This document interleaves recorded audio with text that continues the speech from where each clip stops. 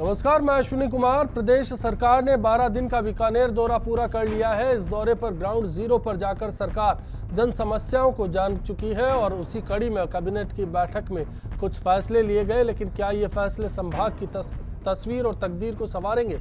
आज हम कोशिश करेंगे कि बीकानेर संभाग जुबानी इस बात को जाना जाए, सरकार का संभाग दौरा क्या उपलब्धियों के लिहाज से कामयाब रहा या कहीं पर ये कवायद पब्लिसिटी स्टंट का हिस्सा रही। आज मुद्दे में है बोल बीकानेर बोल। आज के इश्यू पर चर्चा के लिए बीजेपी से हमारे साथ हैं ज्योति किरण जी, कांग्रेस से सुरेश मिश्रा जी, आप नेता कृष्ण कुमार सहारण जी और वरिष्ठ पत्रकार ओम सैनी जी।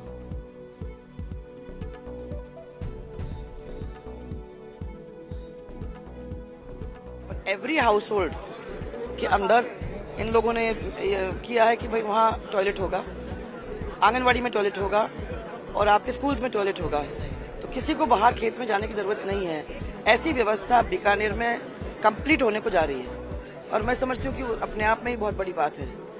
यही चीज़ को इतना सक्सेसफुल हुआ है, इसको और देख के दूसरे डिस्ट्रिक्ट्स के अंदर भी इसको ले जाने की बात है। मैं समझती हूँ कि ये अच्छा होगा उनके लिए। और मैम, पूरे दौरे में जो आपकी समस्याएं सामने आई, उनके समाधान को लेकर के क्या कहना चाहिए? देखिए, मैंने आपको पहले भी कहा कि ये समाधान, ये कोई आज का प्रोग्राम नहीं है, ये पूरे 5 साल चलने वाला प्रोग्राम है। आते जाएंगे, होते जाएंगे। जो प्रॉब्लम्स है उनको आज 100% तो सॉल्व होंगे नहीं, परंतु समय रहते और जिस तरीके से हम लोग कोशिश करेंगे, मैं समझती हूँ कि धीरे धीरे वो सॉल्व होंगे। जनता के सामने सरकार आई है तो जनता के बीच में रहकर उन समस्याओं का समाधान यदि करेगी तब तो यहाँ आने से तात्पर्य है, नहीं तो फिर कोई मतलब ही नहीं है। फिर दिखावा करना और जो लोगों के बीच में एक जिस तरीके से विधानसभा चुनाव के अंदर राजस्थान की जनता में एक संकल्प यात्रा के दौरान संकल्प पत्र जो है लोगों को दिया, एक मैनिफेस्टो जारी किया कि हम जनता से ये वादा करके जाते हैं कि हमारी सरकार आएगी तब हम जो है ना ये काम करेंगे।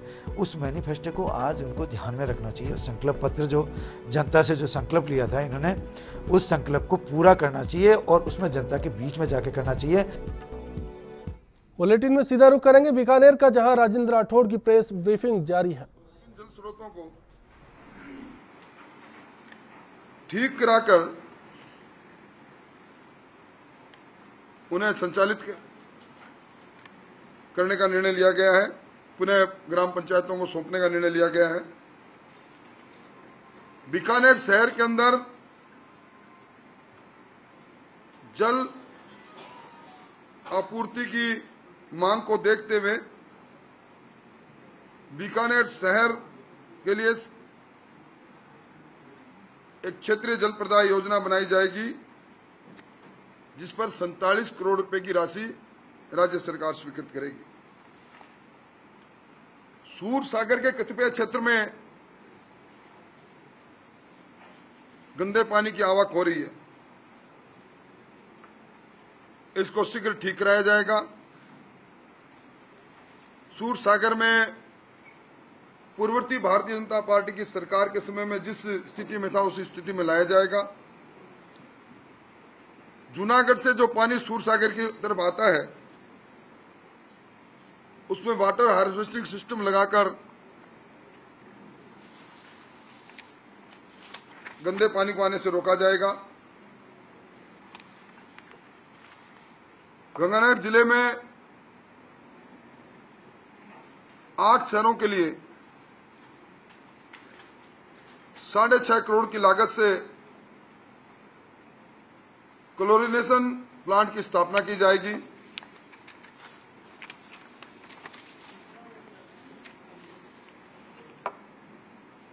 मुकाम, जो कि एक समुदाय का बड़ा धार्मिक स्थल है, उसको भामटेसर से जोड़ने के लिए पूर्व में मुख्यमंत्री जी ने घोषणा की थी। 18 किलोमीटर सड़क का निर्माण वो जल्दी पूरा कराया जाएगा। गंगानगर जिले में राजियासर गांव से मोकलसर तक की 6 किलोमीटर की सड़क बनाई जाएगी।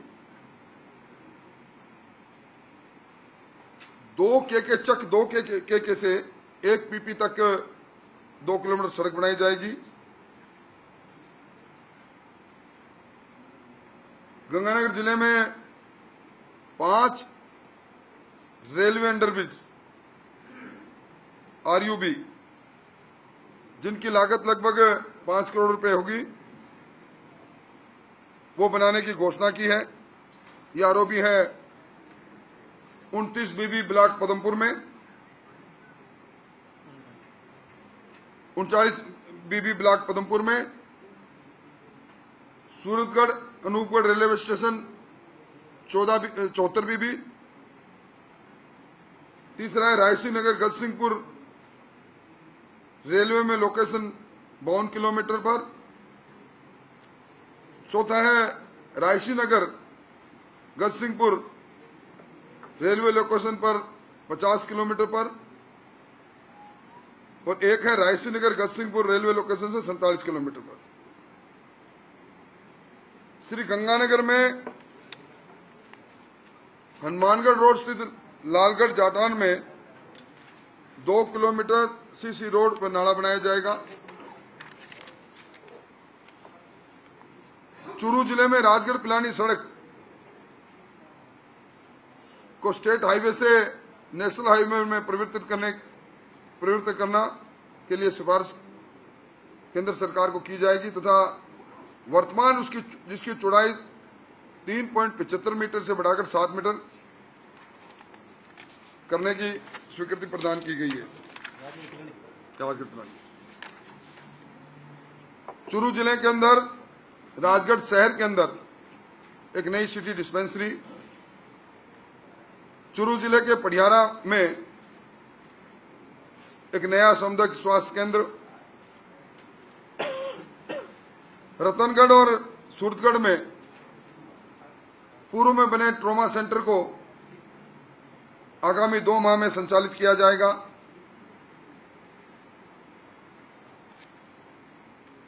बीकानेर जिले के अर्जुनसर में नई प्राथमिक चिकित्सा केंद्र खोला जाएगा।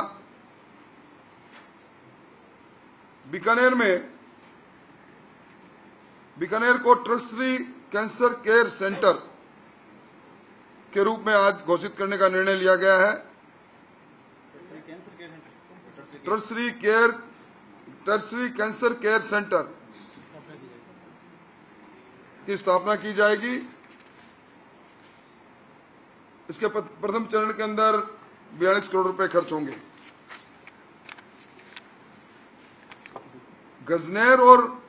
गजनेर सरोवर, बीकानेर और कपिल सरोवर कोलायत, इसके कैचमेंट एरिया में अतिक्रमण दूर करके पूर्णतः साफ सफाई की जाएगी। हनुमानगढ़ और गंगानगर जिले की बरसों से लंबित समस्या सेम, उसके समाधान हेतु एक विशेषज्ञों की टीम बनाकर विस्तृत कार्य योजना बनाने का निर्णय लिया गया। वहीं गंगानगर जिले में हिमास्की वितरिका RD 0 से 17 तक बेड लेवल ठीक नहीं होने का कारण किसानों को पानी नहीं मिल रहा था। राजेंद्र राठौड़ थे, बता रहे थे कि कैबिनेट ने बीकानेर दौरे पर क्या क्या फैसले लिए हैं। मेरे सहयोगी गोवर्धन भी इस चर्चा में हमारे साथ जुड़े हैं। पूरे दौरे पर सरकार के साथ गोवर्धन थे और हर एक जगह जहां जन सुनवाई की गई, जहां से सरकार ने उन मुद्दों को उठाया जिन पर आज कैबिनेट में चर्चा हुई, वहां बात हुई थी। इस चर्चा में मैं सबसे पहले ज्योति जी आपका रुख करना चाहूँगा। आपको लगता है कि ये उपलब्धियाँ बड़ी है और इसको लेकर जो भी संभाग का दौरा रहा, आप उसको सफल मानेंगी? लगता है का क्या अर्थ हुआ? निश्चित तौर पर ये संभाग का जो दौरा है, सरकार को जनता के पास पहुंचाने की जो प्रक्रिया है, ये जो मैक्सिमम विकेंद्रीकरण और लोकतांत्रिकरण का जो नतीजा है, वो एक आपको हैंड्स ऑन एक्सपीरियंस के तौर पर राजस्थान में होता दिखाई दे रहा है। इसलिए लगता है का प्रश्न ही नहीं है, पूरी तरह से इंटरनेशनली कोटेड सफल एक्सपीरियंस है। अब इस एक्सपीरियंस को कैसे और संभागों में ले जाकर इसको एक चलती बोलती कार्यशाला के तौर पर हमें बदलना है।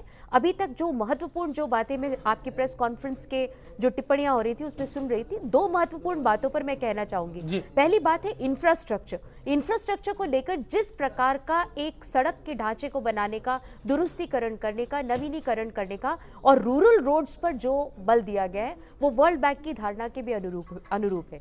1 किलोमीटर सड़क की जहां रचना होती है, इंफ्रास्ट्रक्चर की होती है, वहां 13 रोजगारों का भी साथ ही साथ सृजन होता है। तो मुझे लगता है कि रोजगार की तरफ ये सड़क जा रही है। दूसरी महत्वपूर्ण बात जल को लेकर के जो की गई है, पूरे के पूरे ढांचे में जल का जो महत्व है बीकानेर क्षेत्र के लिए, उस पर जिस तरीके से राजस्थान की जनता का आग्रह था, संकल्प पत्र का आग्रह था, उसे भी बहुत संवेदनशीलता के साथ लिया गया है।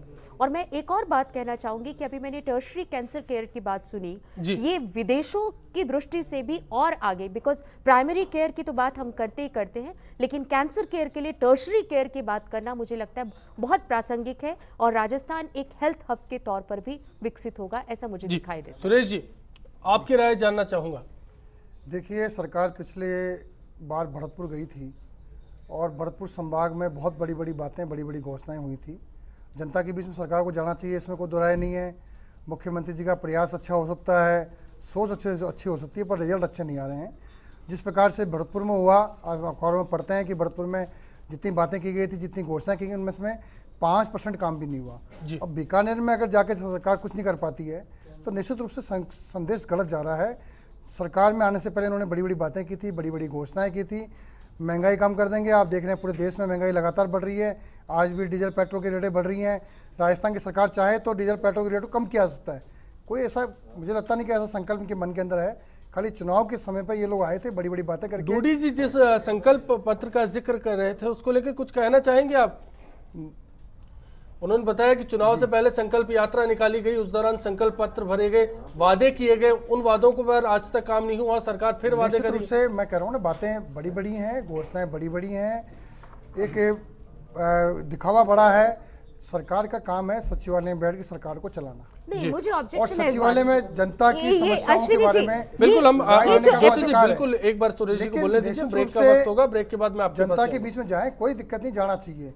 सचिवालय इसलिए बना हुआ है, जयपुर कैपिटल इसलिए बनी हुई है, कल को हम कह देंगे बीकानेर को जाके कैपिटल बना देंगे या भरतपुर कैपिटल बना देंगे, वहाँ कुछ काम तो होता नहीं। मुझे लगता है इस विषय पर हमने एक बार ये प्रोटेस्ट जरूर समझनी चाहिए कि जनता का ये मत नहीं है। भरतपुर संभाग, एक मिनट सुरेश जी, भरतपुर में जो आपने बात कही, भरतपुर की दृष्टि से पहला प्रयोग था और उस दृष्टि को लेते हुए जो सुधार और संशोधन किए गए, साथ ही साथ एक सर्वे डायनामिक्स भी साथ ही साथ चल रहा है। बिल्कुल मैं बात करेंगे, आपका ये मत है, जनता का नहीं बात करेंगे इस पर। ब्रेक का वक्त है, ब्रेक पर चलते हैं, ब्रेक के बाद लौटेंगे, तफसील से चर्चा करेंगे कि आखिर किस तरह से संभाग में सरकार गई, पहले दौरे में और इस दौरे में क्या फर्क थे और इस दौरे में बीकानेर को क्या कुछ मिला।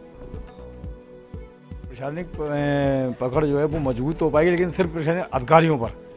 अब वो काम कितना करें अधिकारी, ये कोई पता नहीं। ऐसी बैठक पहले भरतपुर संभाग में भी हो चुकी है, लेकिन अभी तक प्रशासन को जो सीएम ने कही थी कि ये करना है वो करना है, लेकिन सिर्फ खाली वो वादे ही रह गए। सरकार के बीकानेर दौरे से जन समस्याएं मुझे तो नहीं लगता ख़त्म होनी चाहिए, क्योंकि इससे पहले भी भरतपुर में इस तरह की जन सुनवाई की थी सरकार ने, और उससे कोई हल नहीं निकला, सिर्फ कागजी कार्रवाई हुई है। सरकार का बीकानेर दौरा भरतपुर जैसा ही दौरा लग रहा है। जब तक सरकार आम जनता से नहीं मिलेगी, आम जनता से रूबरू नहीं होगी, उनकी समस्या नहीं समझेगी, तब तक उस दौरे का कोई फायदा नहीं है। बीकानेर इस सिविल एनक्लेव पर गर्व कर सकता है। I really think we can be proud of this because it's a beautiful enclave. पर मेरा मानना है कि एनक्लेव से कुछ होगा नहीं। जनता चाहती है, क्योंकि आज राजस्थान भी छोटा हो गया है, हमारे लिए हिंदुस्तान बहुत बड़ा। हमारे तो सब लोग हिंदुस्तान में काम करते ही नहीं है, हिंदुस्तान के बाहर भी बहुत हमारा हाथ है। और मैं समझती हूँ कि ऐसी चीज़ों के लिए कनेक्टिविटी, क्विक कनेक्टिविटी, ये हमारे लिए बहुत ज़रूरी है। डायरेक्टरेट ऑफिस यहाँ हैं, एजुकेशन का राजस्थान का ऑफिस यहाँ है, जो काम होना चाहिए, क्योंकि यहाँ से जो है ना इस ऑफिस को हैंडल जो है आपके जयपुर से जो है ना किया जा रहा है, तो ये बिल्कुल गलत है। मैं ये भी कहना चाहूँगा कि एक बहुत बड़ा मतलब इस इलाके का जो है ना काम है, उस आम जो है जनता उससे जुड़ी हुई है। शिक्षा विभाग जो आज सबसे जरूरी जो है शिक्षा है। ये 5 साल की जो शैक्षणिक अराजकता का वातावरण प्रदेश में कांग्रेस की सरकार में बना, हमारा सबसे पहला प्रयास है कि गुणवत्तापूर्ण शिक्षा हम लोगों को दें और एक शैक्षणिक वातावरण का निर्माण पूरे प्रदेश में निर्मित हो। इसमें टाइम जरूर लगेगा, पर ये हम 1 साल में सब दुरुस्त कर देंगे। और आज के इश्यू से जुड़ा हमारा सवाल था कि क्या बीकानेर दौरे से संभाग की तस्वीर, सरकार के इस दौरे से संभाग की तस्वीर बदलेगी? आप अपनी राय हमारी वेबसाइट firstindianews.com पर दे सकते हैं। इसके साथ साथ फेसबुक और ट्विटर के जरिए भी बता सकते हैं कि इस सवाल पर आपकी क्या राय है।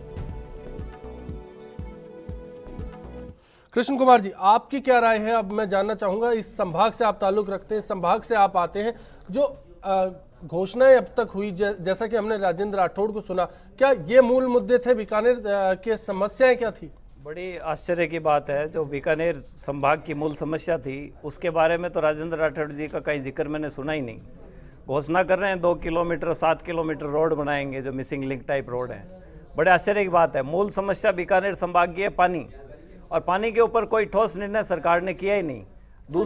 दूसरी महत्वपूर्ण जो बात है वो है शिक्षा की। भरतपुर संभाग में जब सरकार गई और 8वीं का बच्चा जब पढ़ नहीं पा रहा, वो कि उससे भी बुरी स्थिति बीकानेर संभाग में, टीचर्स है नहीं, और उसके बारे में कोई ठोस नीति न भरतपुर गई जब सरकार ने की, न बाय जब सरकार ने की। न तो कहीं टीचर्स भर्ती किए जा रहे, और स्कूलों को मर्ज कर करके स्कूलों को ख़त्म करने की योजना बनाई जा रही है। 1 किलोमीटर में ढाणियों में जो बच्चे पढ़ रहे हैं उनकी शिक्षा छुटाने की नींव रखी जा रही है स्कूल के अंदर। अभी शिक्षा मंत्री जी कह रहे थे, अभी बयान आपने दिखाया था चैनल पर, कि शिक्षा की बात कर रहे थे, लेकिन शिक्षा का कोई ठोस आधार इस पे नहीं लिया। सड़क बनाएंगे, इससे विकास नहीं होता है, ये तो एक माध्यम है।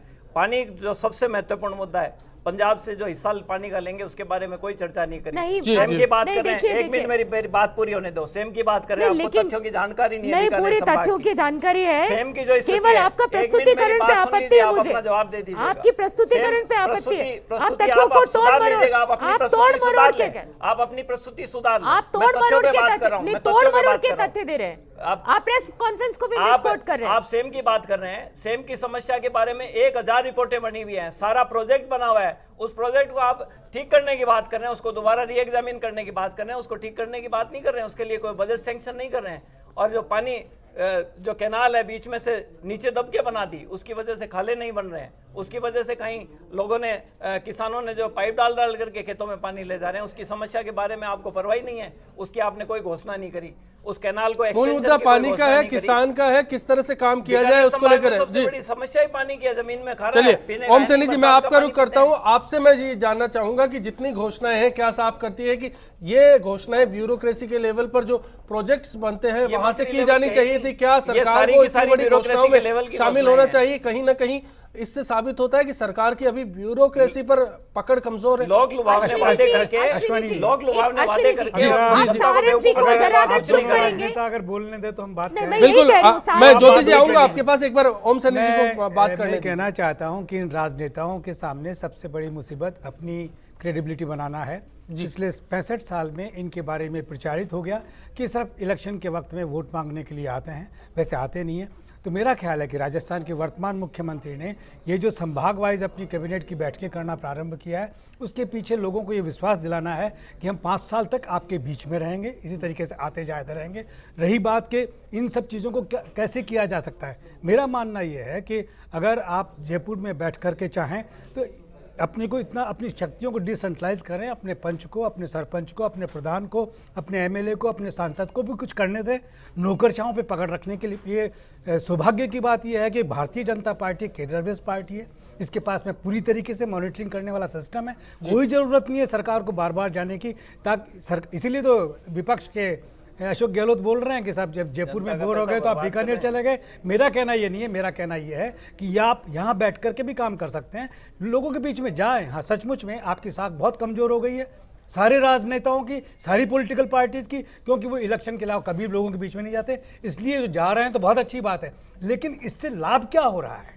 लोग क्या इस विश्वास को, इस पर बात की जानी। 44,000 आप पूरे संभाग के दौरे पर रहे थे, मैं वो तस्वीर जानना चाहता हूं कि जब संभाग में मंत्री जन सुनवाई के लिए पहुंचे, मुख्यमंत्री पहुंची, तो क्या इस तरह की समस्याएं सामने आई थी जिनका निपटारा अभी प्रेस कॉन्फ्रेंस में कर रहे थे राजेंद्र राठौड़? कैबिनेट मीटिंग में इन्हीं मुद्दों पर डिस्कस हुआ होगा। तो आपको क्या लगता है कि जमीन पर यही समस्याएं सामने आई थी? नहीं, देखिए समस्याओं का स्वरूप बहुत अलग है। जो कैबिनेट में सामने आया केवल वही समस्याएं नहीं थी, आम जो लेमेन है। आज समस्या ये है कि जो आदमी पॉलिटिकल पार्टी से जुड़ा हुआ है उसकी तो सुनवाई हो जाती है, लेकिन एक बहुत ही जो आखिरी कोने पे समाज का खड़ा हुआ आदमी है उसकी कहीं भी सुनवाई नहीं होती। और इस पूरे दौरे के दौरान ऐसा बहुत कम मिला कि वो जो लेमेन था, जिसका कोई पॉलिटिकल रूप से धनी डोरी नहीं था या जो पॉलिटिकल किसी बैकग्राउंड से नहीं जुड़ा हुआ था, उसकी सुनवाई होते हुए, उस लेमेन की सुनवाई होते हुए बहुत कम देखा गया। खास करके सीएम की विजिट के तौर पे मैंने 8-10 जगह पे जहाँ पे देखा, जहाँ सीएम ने जन सुनवाइयाँ की, बाद में जब सीएम चली गई और वो जो लोग नहीं मिल पाए उनकी प्रतिक्रिया गौर करने लायक थी। क्योंकि ये जो सीन जो सामने आए ये पॉलिटिकली भी ठीक नहीं है किसी भी सिस्टम के लिए। क्योंकि जिस आदमी की सुनवाई हो जाती है वो वाहवाही कर सकता है, लेकिन जिस आदमी को आपने सुनवाई करने से छोड़ दिया, वो जो प्रतिक्रियाएं सामने आ रही थी वो गौर करने लायक थी। या तो सीएम को उस लेवल तक जाना नहीं चाहिए था, और जाना है तो आप सबको सुनिए। जो लोग बच गए थे उनकी प्रतिक्रियाएं बहुत कड़ी थी, उनके जो उनका रुख तल्ख था। ज्योति जी क्या कहना चाहेंगी इस जन सुनवाई के पैटर्न को लेकर? या तो सारण जी से आप रिएक्शन सरकार के भी ले लीजिए, विरोधी पार्टी के भी ले लीजिए। मैं आप अपनी राय बताएं। मैं तो स्पष्ट, तो आप बोलना बीच में शुरू कर रहे थे ना, इसलिए मुझे क्रेडेंशियल्स के लिए देखिए वक्त कम है, हम लोग आप बोलने दीजिए, गुणवत्ता पर बात करेंगे तो बेहतर होगा। ज्योति जी आपकी पार्टी को तो जनता ने चुप कर दिया, अब कम से कम जो मुद्दा है। ज्योति जी मेरे सवाल का जवाब दीजिए। देखिए प्रश्न सबसे बड़ा ये है कि अभी ये विरोधाभास मुझे सुनाई दिया। ओम जी ने बहुत अच्छी बात कही कि सरकार को अपनी क्रेडिबिलिटी के लिए जरूरी है जनता से जुड़ाव। तो जनता से जुड़ाव का ये तंत्र तो बिल्कुल है ही है कि सेक्रेटरीट में आप विभिन्न प्रकारों की टेलीकॉन्फ्रेंसेस करते हैं और कुछ करते हैं, लेकिन जनता के बीच जो फैब्रिक को फील करके देखना, अपने क्षेत्र में जाकर देखना कि क्या समस्या है, किसी भी अच्छे शासन का, अच्छे शासक का काम है। जहां तक गोवर्धन की बात है, उनको भी मैं ये बात बता दूं कि इस बारे में डिफरेंट मीडिया चैनल्स की डिफरेंट अप्रोचेस हो सकती हैं। अलग अलग संभागों में अलग अलग जो क्षेत्र हैं उनमें अलग अलग प्रतिक्रियाएं हो सकती हैं। कोई भी सरकार ये दावा नहीं करती कि वो 10 या 15 दिन में उस संभाग की समस्त समस्याओं को सॉल्व कर लेगी, उनका ब्लूप्रिंट बना लेगी। लेकिन एक कदम के तौर पर जैसे जैसे सरकार मैच्योरिटी की तरफ बढ़ती है वो कोशिश करती है कि अधिक से अधिक जनता की बातों को सुन सके, उनको महसूस कर सके। विश्व भर में इस प्रकार का ये पहला प्रयोग है और इस प्रयोग को सराहा जा रहा है। मुझे लगता है कि जो सुधी मीडिया के ग्रुप्स हैं वो भी इस चीज को जरूर समझेंगे कि जनता के अगर 100 प्रतिनिधि वहां उपलब्ध है तो वहां जितनी सीमा है उसको देखते हुए सरकार ने इनिशिएटिव लिया है। मुझे लगता है कि इसकी सिनिसिज्म पर जाने की जगह जो पॉजिटिव चीजें उनके बारे में भी बात करने का समय है, क्योंकि अगर आप बात नहीं आप बताएंगे क्या पॉजिटिव एस्पेक्ट्स। 3 महत्वपूर्ण बातें। पहली बात ये कि नौकरशाही के दौरान से जो पर्कोलेशन होता है सिस्टम का वो कहां तक पहुंच रहा है। राजीव गांधी जी ने भी ये बात कही थी, इस बात से बाकी लोग भी सहमत होंगे कि जो हम करते हैं उसका बहुत सारा छीजत में बह जाता है। तो कहीं ऐसा तो नहीं, ये प्रश्न। दूसरी महत्वपूर्ण बात, जो योजना है उनका इम्पैक्ट धरातल पर क्या हो रहा है। तीसरी महत्वपूर्ण बात, एक बार सरकार का इकबाल भी नीचे के स्तर तक, पंचायत के स्तर तक हो जाना जरूरी होता है। मुझे लगता है कि ये 3 महत्वपूर्ण बातें। और सुरेश मिश्रा जी, क्या आपकी सरकार में ये कमियां थी कि जिसके कारण अब फिर उन कमियों को दूर करने के लिए बीजेपी सरकार को जमीन तक जाना पड़ा, ग्राउंड जीरो पर काम करना पड़ा? देखिए सुनील जी, पहले भी जब पिछली बार सरकार बीजेपी की थी तब भी इन्होंने काम किया था, और उस समय तो इन्होंने यहाँ तक कर दिया था कि जयपुर में 15 अगस्त 26 जनवरी के कार्यक्रमों को इन्होंने बाहर जगह शिफ्ट कर दिया था। मैंने उसका बड़ा विरोध भी किया था इस पूरे मामले के अंदर। निश्चित रूप से सरकार का ये इकबाल कायम होना चाहिए, इसमें कोई दो राय नहीं है। जनता की समस्याएं सुलझनी चाहिए, इसमें कोई दो राय नहीं है। लेकिन ये नौटंकी के रूप में नहीं होना चाहिए। जिस प्रकार से ये जो आज चल रहा है, दिखावा चल रहा है, ठीक नहीं है, और इसके बाद रिजल्ट नहीं आ रहा। भाई कहीं आप कुछ करके आओ। लोकसभा चुनाव के बाद में जस्ट पहले आप भरतपुर गए थे, वहाँ क्या रिजल्ट आया? बीकानेर के बाद में 3 महीने बाद फिर हम देखेंगे रिजल्ट क्या आया। तो 3 महीने बाद में राजनीति के अंदर ये बात आवश्यक है कि जनता के बीच में जाया जाए, लेकिन जाने के बाद उसका रिजल्ट भी आना चाहिए, मेरा ये मानना है। कोई व्यक्ति मुख्यमंत्री से मिल लिया और उसके बाद उसका काम नहीं हो रहा, अधिकारी कहना नहीं मान रहे। जैसा भी गोवर्धन जी ने कहा कि होता है कि 500 लोग 200 लोग इकट्ठे हुए, उनमें से 10-20 लोग ट्रेंड लोग होते हैं, वो पार्टी के लोग होते हैं या कोई सोशल ऑर्गेनाइज चलाने वाले लोग होते हैं। वो कहते हैं कि भाई ये समस्या है, सुन ली, मुख्यमंत्री चले गई वहाँ से।